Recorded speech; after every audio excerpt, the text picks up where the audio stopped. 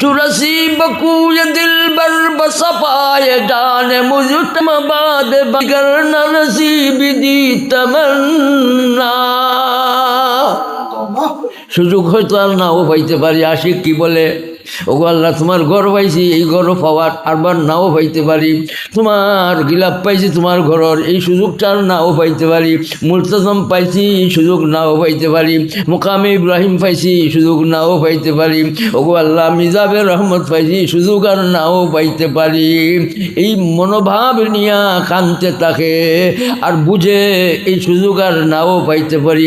এই সুযোগটা পাইতে নাও পারি যদি মনের মাঝে থাকে, তাহলে এই মানুষটার দিলর মাঝে ইবাদত তনে মনে চলে।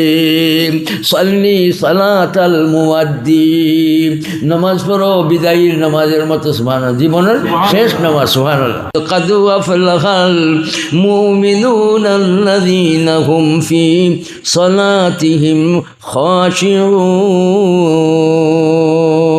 পাখিরা মনে করতো মনে হয় এটা মরা ডাল, পাখিরা মনে করতো মনে হয় এটা মরা গাছ, অথচ জিন্দা মানুষ নমাজের অবস্থায় পাখিরা এই জিন্দা মানুষরে মরা গাছ মনে করতো। খেনে নমাজের মাঝে এমনভাবে একগ্রচিত্ত, নমাজ এমনভাবে সকুনে দিলর সাথে, নমাজ এমনভাবে বিনয়ের সাথে আদায় করতেন সাহাবায়ে কেরাম, যার কারণে পাখিরা মনে করতো মরা গাছ আর ডাল।